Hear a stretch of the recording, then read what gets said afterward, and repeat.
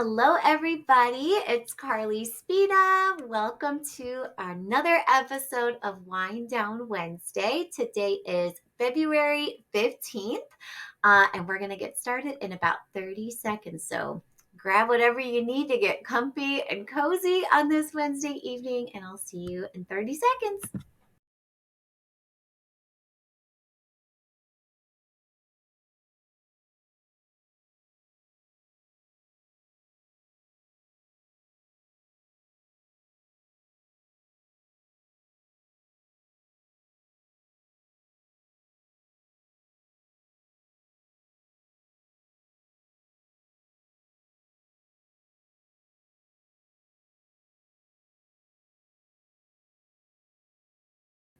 All right, so y'all, we made it to Wednesday night. So now it is time to just kind of unwind and relax a little bit. And so it's only been a week since I was on here last. I was on here last week with Rachel Anderson Plody, and we had so much fun together. Love hanging out with Rachel.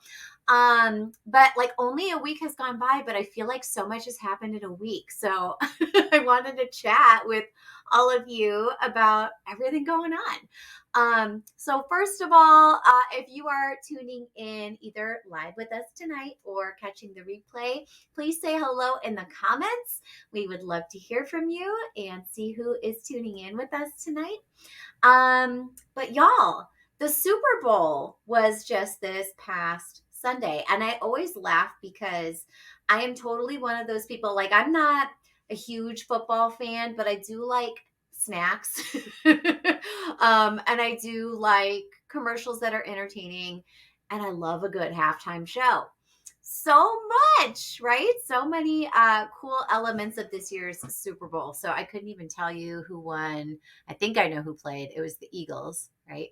The Eagles and the Chiefs, and the Chiefs won. I think that's right. I'm sure I'm going to have my husband texting me in the other room saying that was not right. And my dogs are kind of running amok tonight, so please forgive me if you hear them barking.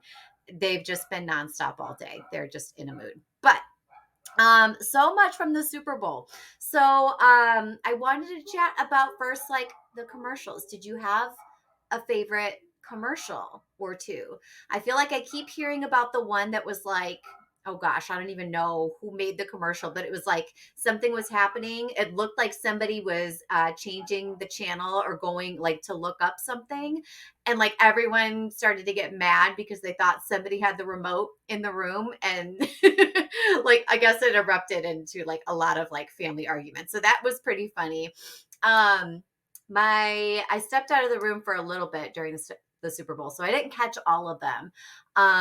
But I know that the donuts one with Ben Affleck and Jennifer Lopez, that one was pretty funny. I did like that one. But as soon as the commercial was over, I was like, now I want a glazed donut. So I guess it worked, right? But I thought that one was pretty good. But the one, y'all, that just killed me. Some of y'all know this about me. I have a very irrational fear. It's legit a phobia. Like I have a fear of spiders, but it's not a phobia. I have a phobia of the Easter bunny. So much so that like I can't go to shopping centers in the spring because I am terrified that I'm gonna just turn around and I'm gonna have an Easter bunny following me. I know that sounds so wild. I don't know. But that's a phobia, like a legit phobia that I have. And so again, I don't know the company that was putting this commercial on, but like they had those like giant Easter bunnies like walking around and like, oh my gosh. And I was like screaming. I was going nuts. I was so terrified. It was bad. So as soon as the commercial was on, like I was sweating and my heart was pounding. And then all of my friends started to text me like, are you okay? I hope you didn't watch that. And it was all fine and dandy. I like turned it off. I was really upset. I thought I was going to have nightmares. I didn't have any nightmares that night. So thank goodness. But I guess there was a second commercial because again, my phone started to blow up and they were like, "Are you okay?" So yeah, I didn't love that. Do you have like irrational fears too? If you have a fear, let me know in the comments so I don't feel like I'm oversharing too much tonight. My other fear is butterflies. I don't like butterflies. Like I'm okay seeing a picture of a butterfly, but if there is a butterfly like flying near me, especially the big ones, I don't know what it is. Like I'm just scared that they're going to get in my face. And again, like even just thinking about it, my heart is starting to pound. So yeah, those are probably my two biggest fears is the Easter bunny and butterflies. I don't know. Anyway. But the game itself was good. The halftime show was like unbelievable. But I noticed too, like, and I kept going back and forth about even like talking about it, but like as soon as Brianna was done with her show, like I went on my social media accounts just to see what folks were saying. Um, and it almost like it almost rubbed me the wrong way because everyone was just talking about if she was pregnant or not pregnant.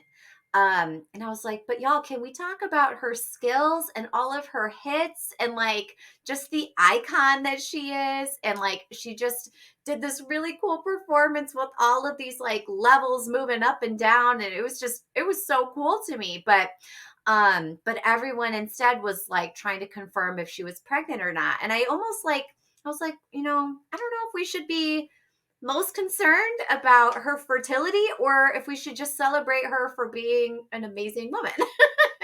um, but then later on, I guess it did come out like it confirmed she was pregnant and stuff. And so, which is wonderful, very exciting for her and her family. Congratulations to all of them. But I was like, I don't know. I don't know if she wanted that to be like the big thing that everyone was talking about, but I just don't want us to lose sight of who she is as an artist and a performer and icon and entrepreneur. Like she's got her beauty line. I don't know. Lots of cool things. I love her. um, and then the other piece of the Super Bowl that I really loved, aside from the commercials and the halftime show, I loved hearing about the brothers. Right, there were two brothers, one on each team, and they were playing against each other. But my son was explaining to me they weren't ever on the field at the same time because of their positions or whatever. Like one's offense, or they're both offense. Maybe I think they're both offense, so they wouldn't be on the field at the same time. Don't quote me on that. I don't know what I'm talking about. But it was super cute because one of the brothers scored a touchdown and he did a little dance. And I was like, oh, that's so cute. Like, I'm sure, like, I hope they cut to the mom and see her reaction of like cheering for her sons. But it was so funny because, like, after the game, that one moment of like him doing his little dance at the goal line, at the end zone. Look at that. See, all this technical football language is coming back to me. I mean, not really, but we'll say it is. It's Wednesday night, right? Like we could say that. But I love that it became like a meme or a GIF, like almost instantly, of him doing his dance. And I saw one that made me laugh. It was like when your crush is walking this way or walking towards you, like, and you're like trying to stay cool, and then he does his little dance. So I thought that was so funny. But that always gets me excited because I'm thinking of like those little moments that happen during a big game or like a big moment on TV or a moment in pop culture. Like we could take that in to our classrooms and say, like, when would you use this little celebration dance? Like when I'm done with access testing, right? Whatever. I don't know. But all of those moments that happen that kind of become GIFs and memes all over the internet, it just always makes me think of like, how can I use this in my instruction? How can I invite this in? Because the kids are already talking about it, many of them. I don't know. And of course, the Puppy Bowl was on this weekend, and that was so cute. Moo Cow was this like little Shih Tzu mix, and he won underdog because he didn't really do anything. I was like, oh, that's my kind of dog. Yeah, I'm just kind of a more chill, like sitting is perfect. um, but I have two dogs. I have one Shih Tzu who just likes to sit, so he is very much my speed. And then I have a puppy who's a Great Dane, and he is like he needs exercise. He needs like all of this movement and stuff. So we're just really different, he and I. But I appreciate him. But anyway, Moo Cow was so cute, and Pickle was this like little fluffy dog, and he was MVP because he scored 2 touchdowns. I love the Puppy Bowl. I think I probably like the Puppy Bowl more so than I like the real Super Bowl. And I think when we're talking about the Super Bowl in class, like with students, I truly believe that the Puppy Bowl is more accessible to students to have a conversation about, especially like, so keep this in mind for next year. As the Super Bowl approaches, I would invite in more conversations about the Puppy Bowl, because if our students are not, maybe they're not connected to like the American football game, right? Like maybe that's just not their jam, but everyone else is talking about it. If we talk about the Puppy Bowl instead, it kind of levels the playing field just a little bit, because nobody has to, like, nobody's going to know statistics or like facts about all the players or the history of the teams or anything like that. I mean, some students might, maybe, but I think for the most part, it just kind of levels the playing field. So I love a good Puppy Bowl discussion in class almost over the Super Bowl. So I don't know. So the Super Bowl just happened, and then also Valentine's Day was yesterday. It feels like longer ago. It was yesterday. So I think a lot of us kind of went over to the stores to find the discounted chocolates. Do you guys do that too? It's just nice. It feels a little more special because it's on sale. I don't know. I'm a bad shopper. I shop too much. But I'm like, it's on sale. It's fine, right? I don't know, you guys. But if you're like, check all of your stores in your area, because this is a good time to stock up for next year. So like either the boxes of Valentines, like grab a few extra boxes and put them aside for next year, if you have the space to do that. And then any of those like little trinkets, like the mini skateboards or the bouncy balls or whatever, like those types of things that, won't expire. But keep those off to the side. That way you're ready to go for next year. And if you have a student who's brand new to the community, maybe to the United States, and they're trying to figure out like, what is this custom of like exchanging the little notitas, all my kids call them, the little Valentine's cards. And if they want to participate and their family wants them to participate and they're not prepared and they don't have all those things, then you kind of have them ready to go. So that's just a nice thing to kind of have set aside. That way we're not panicking. And then I always say, go to the dollar store first. Check out the dollar store first before you buy them anywhere else, because teacher salary, right? So yeah. So that was just yesterday. But also, y'all, I was at a really cool conference, and it was my first time being there, and it was IDEAcon, and it was so great because the Illinois Resource Center had a booth, and it was so cool and so fun. And folks could come by our table and play Plinko, which is really, really cool. And you could win prizes and stuff like that. So it was so much fun. We met a lot of really cool people. And I had a really fun session called Rafting with Multilingual Learners. So RAFT, right, is RAFT, Role, Audience, Format, and Topic. So I did a session there and had so much fun. But it was like one of those moments. I was so excited. Like, I love going to conferences and I love presenting sessions at conferences. But mid-session, my computer was like, we should restart. We should do like a full restart and just shut it all down. And I was like, what's happening? And then I think I told y'all recently, I got a new phone. I hate it. I cannot figure it out for the life of me. And I thought I had like turned down the volume, because it's just like the thing on the side, right? Like you just hit the little button and then you see the thing going down on the phone, like the volume's going down. I'm like, great. I guess I have to do something else, and I should talk to my teenager when he's when he's available.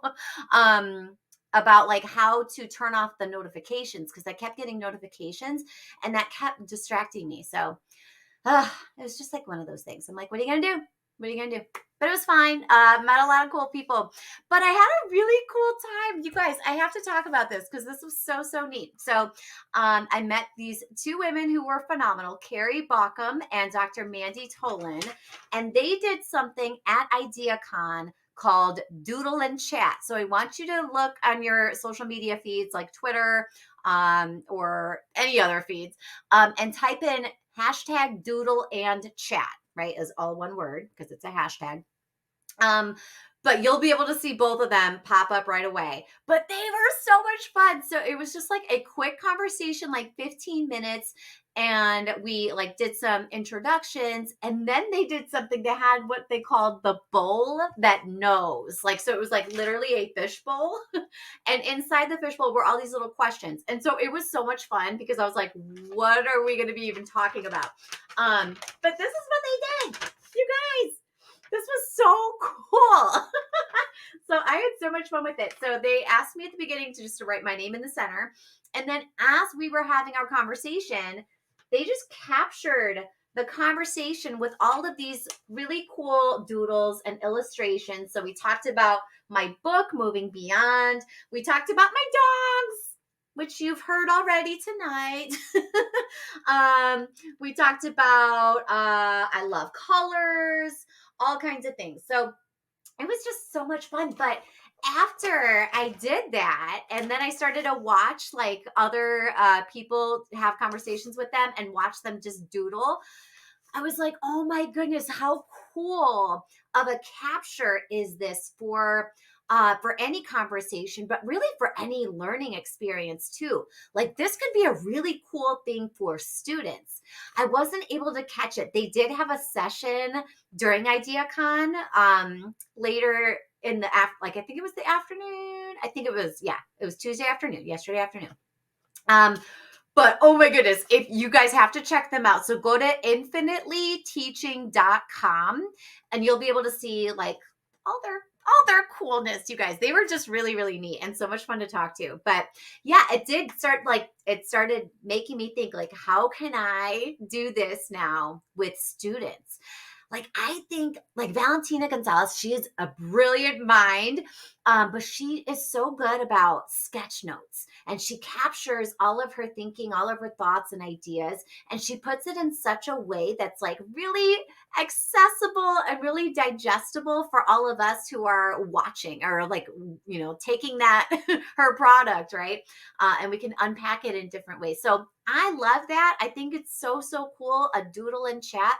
I wonder like if that could be something that students do while they listen to a mini lesson or while they listen to a video play or something like that, and just kind of capture with words, with doodles, with phrases, with arrows and quick little things like that. I don't know.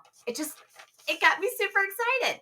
So if you've ever sketch noted, or if you've done something similar to that, like with kind of a capture system, please leave it in the chat for us so that we can all kind of learn. And if you've got a great resource that you like to do with students, or even for you as a professional, like how you capture your thinking, I'd love to hear about it. And I know our community also would. So that was so much fun. I really enjoyed that. So that's Carrie Bauckham and Dr. Mandy Tolan. And make sure you go to hashtag doodle and chat as all one word, since it's a hashtag, and then check them out on infinitelyteaching.com. I had to write it down because I wanted to get it right, but they're awesome. And then the other thing that they talked about a lot at IDEAcon was like getting students creating and looking at all these different like platforms and tools and systems to get students creating. But I always think like, how can we get students creating with content and also with language, right? Like those are the two things that our students are really, they shine. They shine at those things. But with the language piece, they do need support. So lots of really cool ideas, amazing people. I'm excited to go back next year. There's so many upcoming events that are so exciting. I wrote some of them down because I'm really pumped about them. So Illinois Tessel, they have their I forget what they call it. I think it's winter convention, and that's next Friday and Saturday. Next Friday and Saturday, y'all. There's still time to register. This is a great one. If you are elementary, if you are secondary, if you are even higher ed, they've got something for everybody. So I am super excited. The Illinois Resource Center will have a booth. So we will be there on Friday and Saturday. I have a session on Friday, so I'm super excited. I'm going to be talking about hashtag love our languages, which I know I mentioned here. So I'm looking forward to that.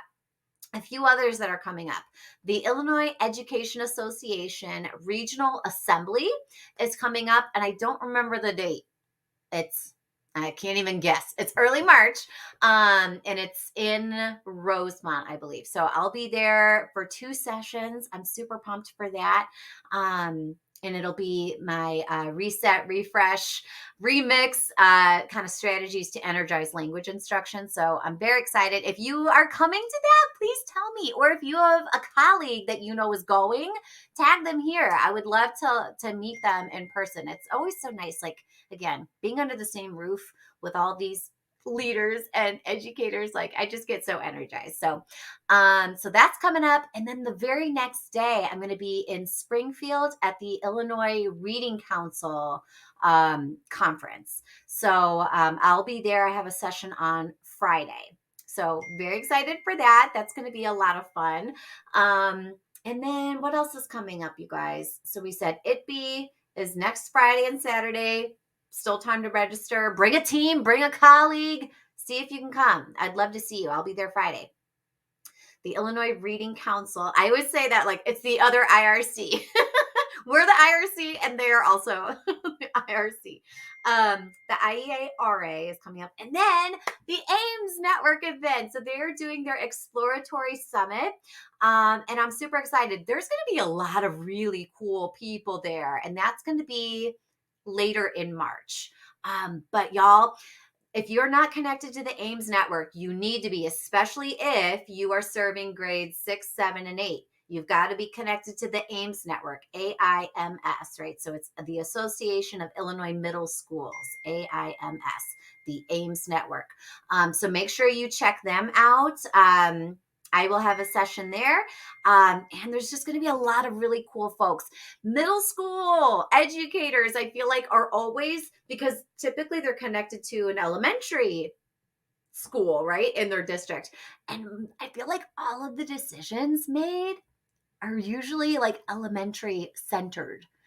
They're not middle school centered. So as middle school educators, we need to make sure that we are connected to each other and build each other up, and give each other cool tools and resources that work for our 6th, 7th, and 8th graders. So that's coming up. I'm so excited about that. I hope you can come. And then the final event I'm going to mention, I know Rachel and I talked about it last week, was the job fair coming up. Oh my goodness, you guys. Make sure you register for that. That's going to be phenomenal. Lots of different districts are looking for EL, bilingual, and dual language educators. Yeah, so definitely recommend checking that out because we're in demand. Everybody needs us, right? And we're awesome. So of course they need us. But you deserve to work in a district that lifts you up and supports you. So be sure to check that out. So the 2 kind of pieces that I wanted to just get us thinking a little bit about is now that the access season, hopefully, is kind of winding down now.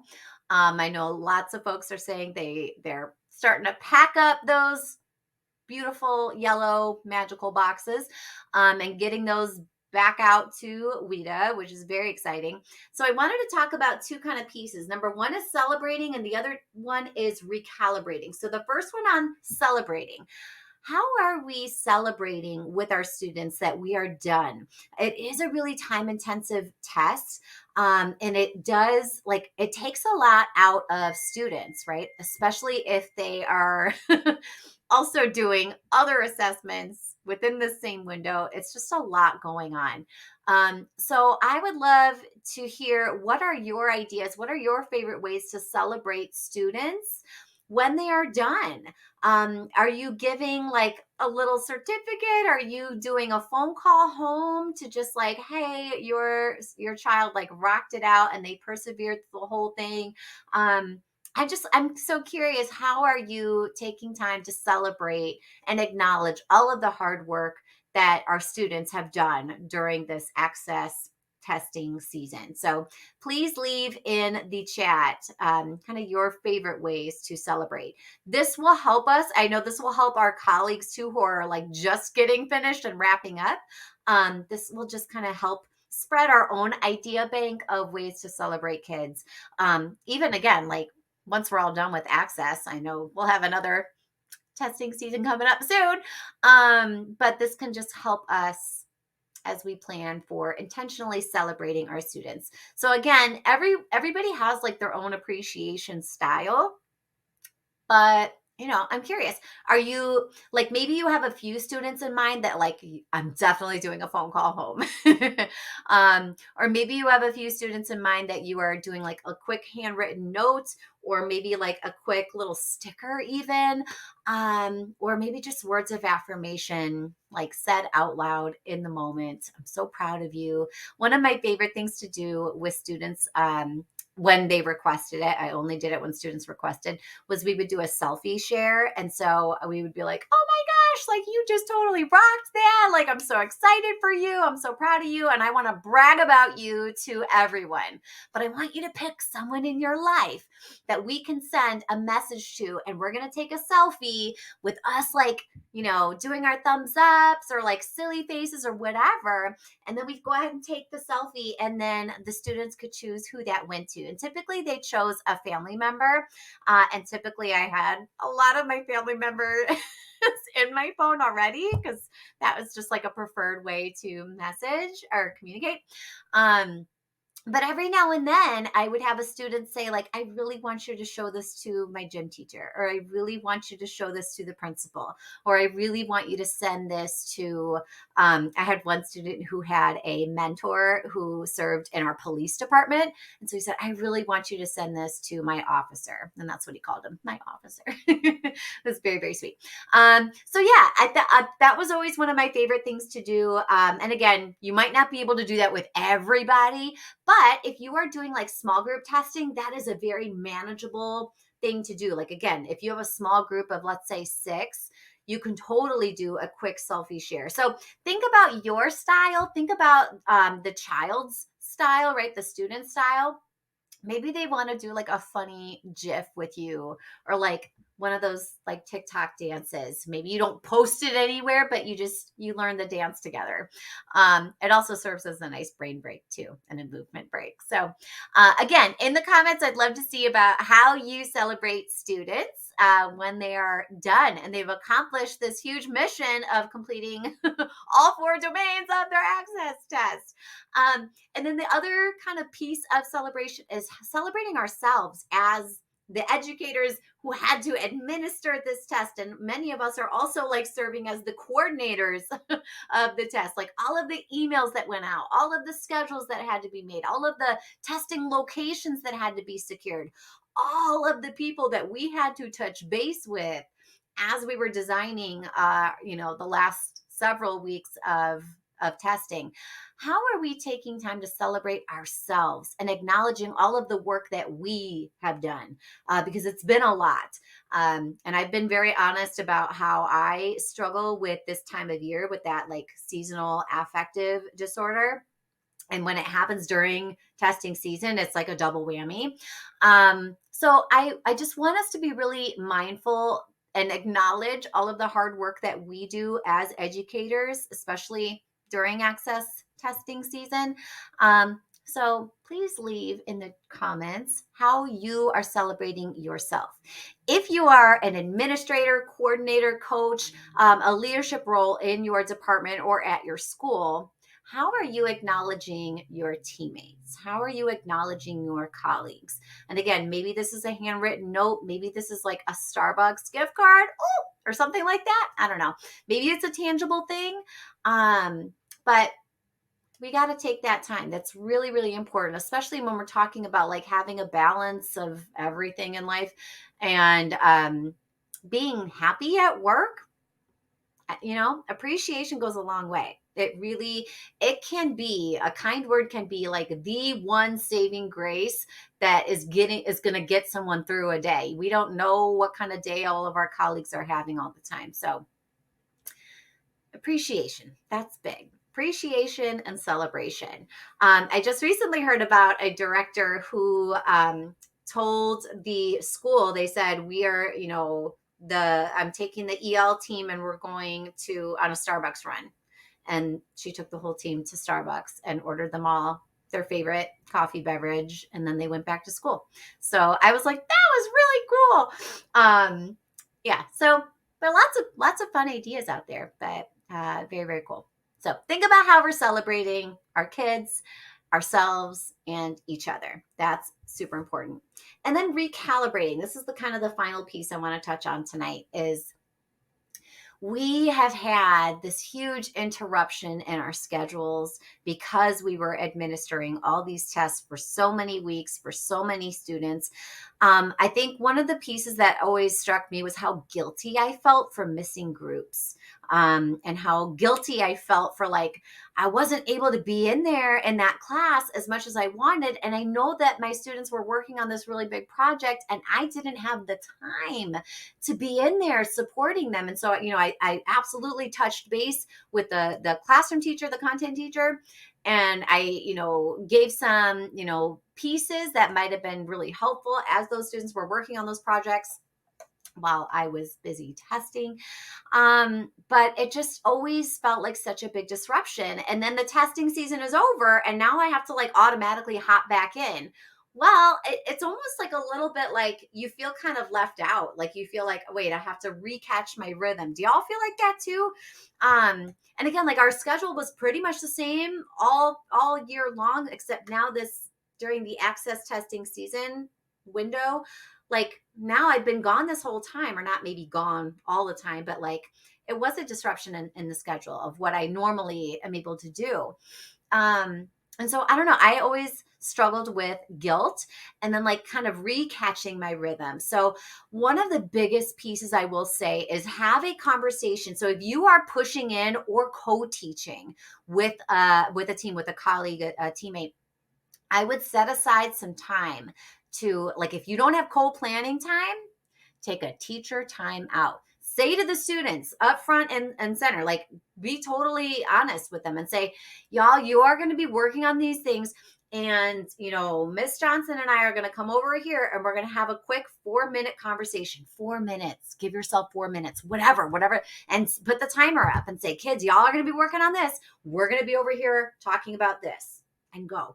Because again, co-planning time is really, really hard to come by. And if you can give yourself 4 minutes of just recalibration time, that is huge. It will pay off in dividends as you recatch your rhythm and as your colleague also recatches their rhythm. If you can swing it, have some co-planning time without the kids in front of you, that's great. But I do know that that's not always a reality that we have. So I would give yourselves permission to do that 4 minutes of teacher timeout time where, kids are working on something and we're over here just checking in. Maybe we're going to say like, one thing that would help me is like, hey, a teammate, I have been out for all these weeks. I need to really get back in here. Can we parallel teach tomorrow and Wednesday? Can we parallel teach this upcoming lesson? And maybe again, if you don't have time to co-plan, maybe again, I'm going to stand up next to that content teacher or classroom teacher while they're giving the mini lesson. And I'm just going to say, can you just pause every minute or 2 minutes, every 2 to 3 minutes, and just let me interject.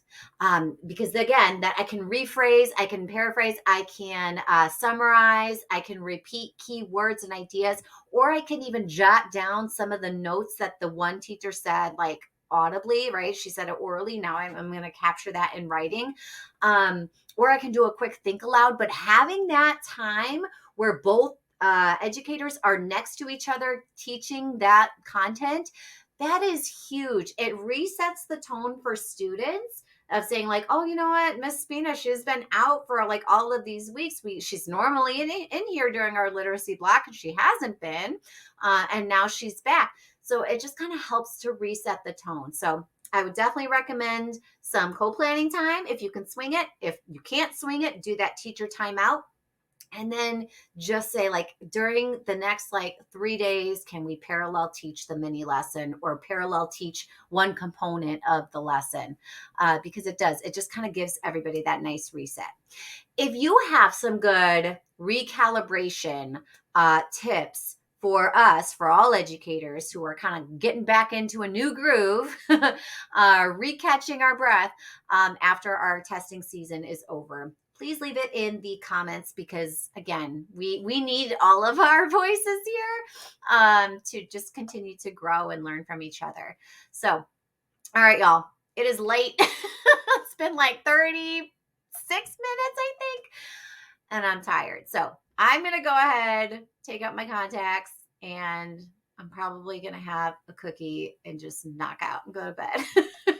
We'll see if I catch Golden Girls. I love to unwind with some Golden Girls at the end of the day, like old rerun, like, obviously.